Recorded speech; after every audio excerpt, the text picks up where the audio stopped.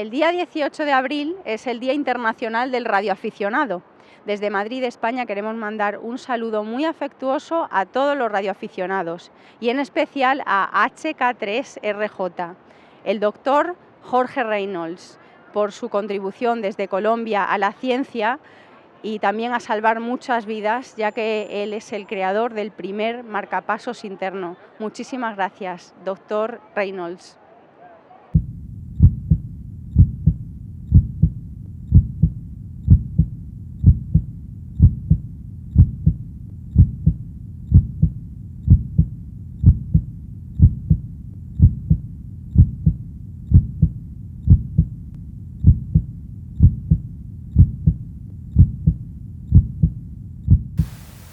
La historia de la radio se remonta a hace muchos años, pero verdaderamente Marconi fue uno de los impulsores verdaderos en que mostró que se podía hacer transmisión inicialmente de telegrafía, posteriormente ya de la voz, y eso pues cambió totalmente el mundo. Comenzaron las comunicaciones, Marconi con su transmisión de su barco Electra, su yate Electra, hizo la primera transmisión con un sistema que se llamaba transmisor de chispa y consistía en producir con alto voltaje una chispa, la cual era seguida por un cable largo que se llamaba la antena y una conexión a tierra, y de esta manera se comenzaron a crear las ondas hertzianas.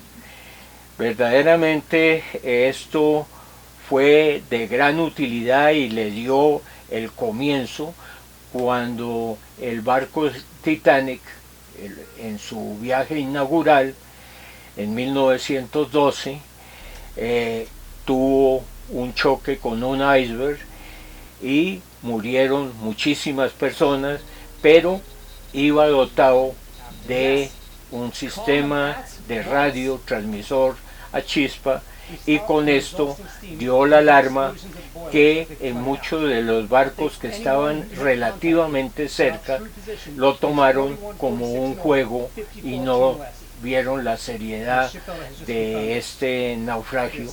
Pero de todas maneras, dos barcos que estaban cerca recogieron a muchos de los sobrevivientes, y de esta manera el radio se volvió algo de gran importancia porque ya había salvado vidas.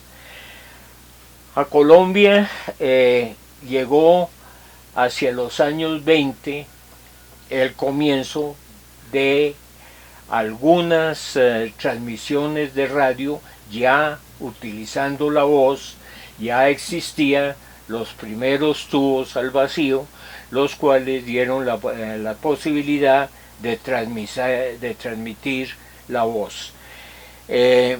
Y en los años 20, el señor Italo Amore llegó de Italia en una misión contratada por el gobierno de Colombia para comenzar a ver el mejoramiento de la telegrafía, que era lo que existía, telegrafía con hilos, y que era el sistema que teníamos de comunicación. Olvidémonos de transmisiones internacionales, lo cual fue muy posterior. Y de esta manera él hizo una serie de estudios, y él venía de ser el ayudante de Marconi en su célebre primera transmisión desde el barco Electra. Nace la radiodifusión, comienza muy en sus primeras fases la televisión, y curiosamente casi que simultáneamente en los años 20 comenzaron a hacerse ensayos de televisión en colores, pero volvamos a la radio. Verdaderamente los que hicieron la radio en el mundo fueron los radioaficionados.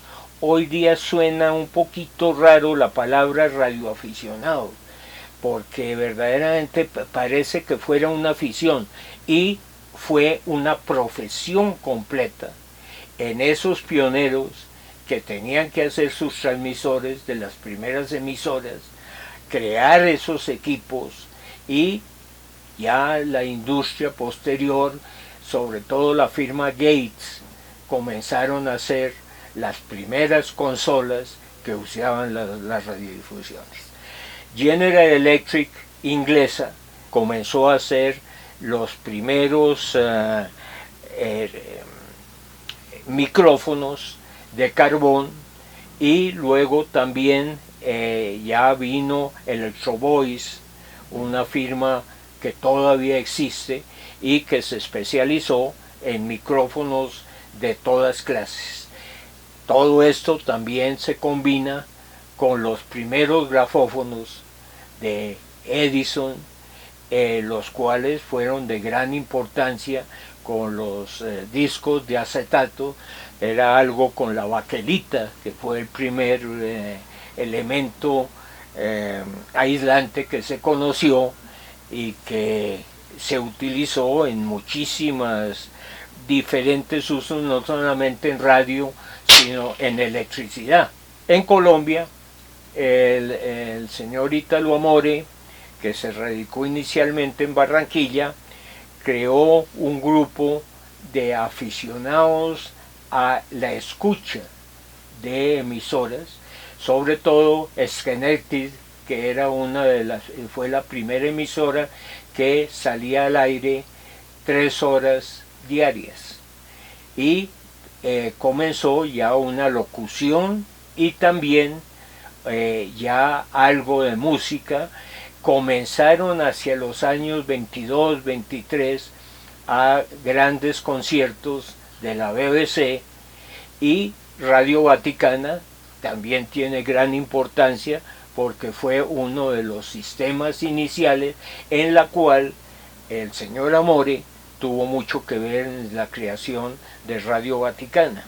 El mundo de la radio ya comenzó a ser importante en los Estados Unidos. Una de las emisoras más importantes iniciales y la más grande era la Edison, la emisora Edison, que tuvo relativamente un corto periodo de funcionamiento. Ya se crearon las grandes cadenas americanas, las que llevaron prácticamente la pauta en todo esto.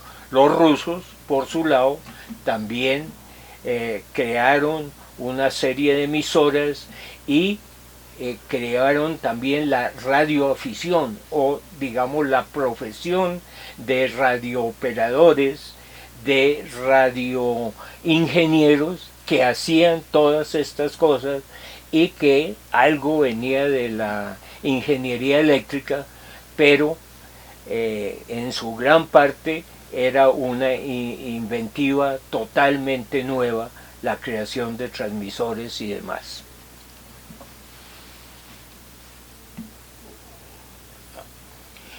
Sin lugar a duda, influyó enormemente papá, que era ingeniero en minas y en petróleos. Fue un profundo radioaficionado. Cuando llegó a Colombia, pues en unión de este grupo que crearon la Liga Colombiana de Radioaficionados en 1933, y que fue el comienzo de ese mundo tan importante. Y viene de ahí que también por el lado de papá, la electricidad era algo hereditario, en la cual mi tatarabuelo, Russell Reynolds, fue quien armó el primer equipo de radios X en Londres. Él había estado con Madame Curie en Francia y ahí había comenzado su afición por los rayos X. Luego, con el hermano que era ingeniero, hicieron el primer equipo de rayos X. Se encuentra en el Museo de Historia Natural de Londres. Y de esta manera me nace una de la parte, digamos, de herencia genética. Y por el otro, un tío mío, Jesús María Pombo, fue también una persona que desarrolló sistemas eléctricos, trajo de los primeros sistemas de escucha de radio, hizo un transmisor a chispa, en fin, tuvo bastante que ver con esos primeros experimentos de las comunicaciones, mucho antes de nacer la Liga Colombiana de Radioaficionados y de la radio en nuestro país.